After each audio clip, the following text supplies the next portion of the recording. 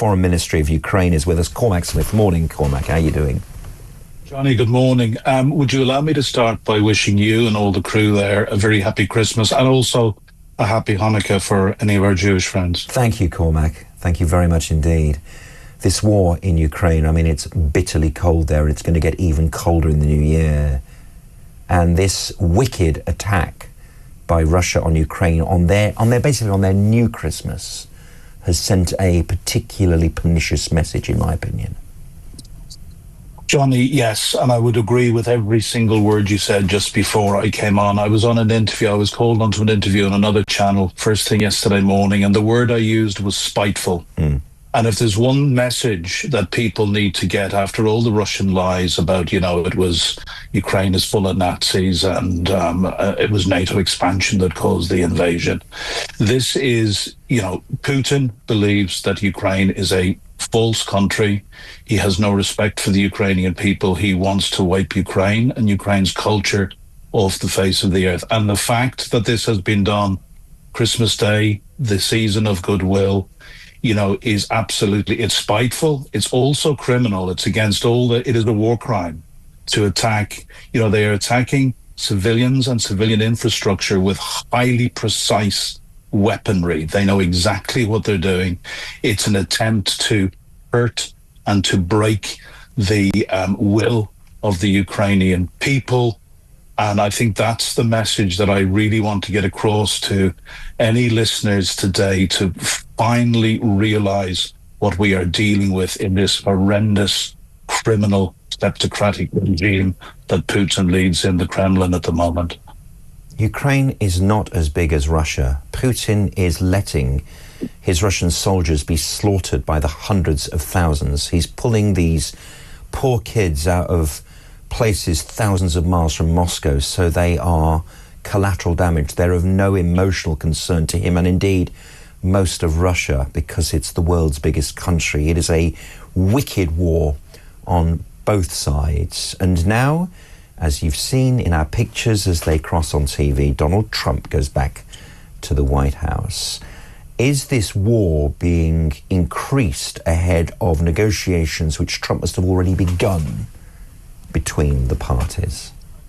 I think there is no doubt that Putin is sending a message to Donald Trump. He is escalating. He is trying to set himself up in the most powerful position.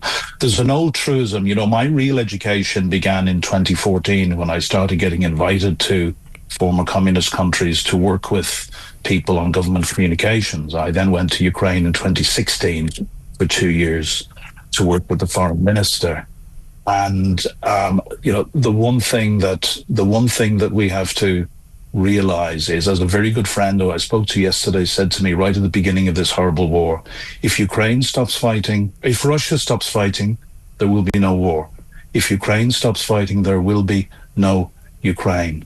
So my hope for a Donald Trump presidency, and if I, betray my own politics, if there's one area and one area alone that I agree with Donald Trump, it's that we in the European members of NATO have not been paying our fair dues. And if we allow Putin to win in Ukraine, Putin will not stop in Ukraine. I've been trying to tell the world this since 2016, since I worked at the heart of the Ukrainian government. So my hope is, if Trump were to pull all support away from Ukraine and away from Europe, it would be very, very hard, if not impossible. The best all-purpose cleaner in 2024. This incredible product dissolves oven grease and stubborn mold in seconds without any... For Europe to stand up to the plate immediately. But we can, what a lot of European leaders must do is show the willingness, and our people also, because we are democracies, to make the sacrifices to spend more money on defense. The only country which is approaching 5% of its GDP on defense at the moment is Poland. The 3 Baltic states are up around 3.5%, and the 2 new NATO members of Finland and Sweden are around 2.5%. As you know, we're at about 2.3% here. We hope to get to 2.5%. But as many of our existing and former our current and former generals and diplomats will tell us, if we don't get this right now, it is going to cost us so much more tomorrow. So that's my hope, that we can keep Trump and America involved. But I'm very clear the price for that will be a real commitment from European leaders to spend more money on defence, because we have to. And Cormac, the price is Crimea, because the world didn't stop Putin when he invaded Crimea in 2014. And even before that, in 2008, during the Beijing Olympics, when he had a proper war with Georgia. It's so obvious what he's been doing over the last 20 years. And countries like Moldova must be worried. Belarus is already a satellite state of this kind of new Soviet Union. Poland, Finland, Sweden. If we don't stop Putin, we don't have to look far back in our European history to know what happens. I've been, again, as I said, my education started around 2014, really took off in 2016 when I went to work with Ukraine's foreign minister, and I penned an op-ed, which is still online in The Guardian, in early 2017 with Pavlo Klimkin. And the headline is, Putin will not stop at Ukraine in his desire to put the Russian Empire back together. This is an old-fashioned war of imperial conquest. And you're quite right with what you said. Population-wise, Russia is probably 3.5 times the size of Ukraine. And again, I have been saying from the very start, even I started doing interviews a month before the full-scale invasion. And I've been saying to people that Putin will have no compunction with pouring tens of thousands of his own people into the meat grinder, and indeed murdering tens of thousands, as he has already done. Mariupol, nobody knows how many died in Mariupol in early 2022, but conservative estimates are around 25,000 in 3 months. The Nazis killed 20,000 in 2 years in Mariupol. So I just believe, we are waking up slowly. And I have, been a professional communicator all my life. I love my sound bites. And I've been trying to tell people that, it really is our money and guns today, or our daughters and sons tomorrow. God forbid. I believe that, Johnny. God forbid, Cormac. And I hear you. And just to the border of Russia, one of its many, many borders, is Turkey, who have effectively kicked Russia up the bum in Syria. Russia are sort of on the retreat in Syria. However, they've effectively taken Assad hostage, if you like. He's not allowed to leave Moscow. We believe his missus wants a divorce and come back to Acton or Chiswick, wherever she lived in the past. She married the wrong guy, that's for sure. And they are allies, but they're also imperial rivals. Turkey now are kind of in charge in Syria. They threaten the Iranian land bridge. But what could Turkey's growing regional influence have on Russia? Erdogan is suddenly an international player. Yeah, it's very, very difficult. I mean, in many ways, Erdogan is a, hard right autocrat. And that is certainly against the values which we hold dear in the West. But Turkey is also a member of NATO. So, in this very, very difficult game of realpolitik, our leaders need to find a way to make sure that Turkey stays absolutely on our side. The other thing I'd say, commenting on what you just said, Russia is far weaker at the moment than Putin would like us to believe. They are losing, you talked about the losses, they're losing probably on average 1,500 men per day in Ukraine at the moment. Wow. To put that in context, there are days when the figures which are coming out of the Ukrainian Ministry of Defense are suggesting 2,000 Russian casualties in a 24-hour period. And what I always say, to put that in context, the Soviet Union in Afghanistan over 10 years. Pure pet food, take one. This is kibble. We wouldn't eat this for every meal. Lost 15,000. And I know because I befriended a man, he was the father of a colleague of mine who was a colonel in the Soviet army as a Ukrainian, obviously, back and fought in the 70s. And he told me stories of how horrendous that war was. But to put it in context, Russia is losing as many men in maybe 10 days now as the USSR was losing in 10 years in Afghanistan. The Russian economy is in free fall at the moment. People are spending 50 to 60% of their income on food. People are stealing butter from shops. Butter is being put into secure containers.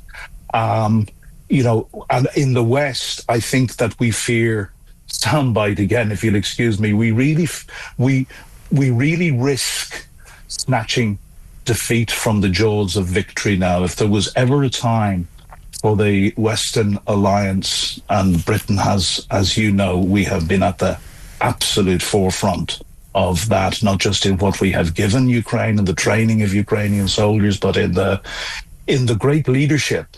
And I've been told this by Ukrainian diplomats over the last 3 years, and the great leadership that Britain has shown around Europe to encourage other European nations to step up and support Ukraine. But it really is, I believe we are at a critical point at the moment. Trump, it's beyond my ability to predict what Trump will do, but I do believe that there is a deal to be done with Trump, but I think he can be kept in the game, I hope. But the price for that will be European countries, including the UK, spending a lot more money on defence. And believe me, Johnny, if we are to let Putin have victory in Ukraine, it will cost us so much more tomorrow. The World War II settlement is over. The complacency, the decline in our armed forces, the amount of numbers of people is shocking. We are, God forbid, invadable. And I don't believe national security is as big an issue for this government as perhaps it should be. And I'm pointing to something that was said in Parliament a few days ago when a Tory opposition backbencher said to Annalisa Dodds, are you going to write to the Oxford Union about that debate? I put debate in inverted commas, and it turned into an absolute frenzy of hate against the four pro-Israel debaters about the conduct of the people who were supposedly the audience, but actually were an Islamist bunch who was shouting at the four people. And Annalisa Dodds was saying, instead of, yes, I will write to them about this because the Oxford Union is a much loved institution and should be protected. Actually, what she just said was anti-Semitism is something we won't tolerate. So in other words, they'll stick up the banner, they'll say what they won't tolerate, but when something, God forbid, is attacked or burned down, they'll just keep saying that. That is an issue of national security. That is a fault line for me. And I really detected that, Cormac. I'm worried for our security. Well, look, Johnny, I agree with you. And there's a couple of things that I would say. One, when we have division in our societies, such as the horrendous rise in anti-Semitism at the moment, always look for Russia's fingerprints in this, because, you know, one of the things that we've been saying for years that leaders in the West need to better understand is the nature of Russian hybrid warfare, or sometimes called grey zone warfare. And this will sometimes be kinetic, i.e. conventional violence, as is being used in Ukraine at the moment. But more often it will be agent provocateur. It will be provoking division in our societies. It will be cyber attacks. It will be interference in elections. The list goes on, all aimed at dividing us and weakening us and sowing dissent in our nation. And, you know, to conclude what you said, the first duty of any government is the protection of the realm. Now, again, I'll betray my own politics, which I can do now as a former civil servant. There was an awful lot about the policies, the domestic policies of the last government that I personally wasn't happy with. But I was so proud of the position which the UK took. And I'm an Irishman, but an Irishman that's lived in this country for 37 years. I was so proud of the position that we took supporting Ukraine. I hear all the warm words from our current government. I have yet to see the proof. And you are talking about the difference between words and deeds, about talking the talk or actually walking the walk. So, you know, I am not going to say anything to condemn our current government at the moment. I wait in hope. Tired of seeing a blurred reality? Try these self-adjustable glasses that are taking the world by storm. They let you achieve... But, you know, I would quote, I think it was General Sir Roland Walker, who said recently, the British Army is not ready to fight, and if we're not ready to fight, we're not ready to deter. And that's Britain who has been at the forefront. So, yes, we really need to step up in this country. And unfortunately, there is a price to that, because if we pay more for defence, we are going to have to pay less elsewhere. And again, I don't know where that is. I can only speak for myself as a person who lives here and a taxpayer here. Personally, I'm willing to pay more tax, and I'm willing to see my standard of living squeezed, because I think, and that's not because I'm not a rich man or I'm not some great hero or anything. I've realized that it is this important, and people need to open their eyes and see what the real consequences will be if we don't do it today. As I said, our money and guns today, our daughters and sons tomorrow. Without national security, nothing is possible. I think that's the message, loud and clear. Cormac Smith. 100%. Thank you very much indeed for joining us. Merry Christmas, Happy New Year. Former Communications Advisor to the Foreign Ministry of Ukraine, Cormac Smith, 0344.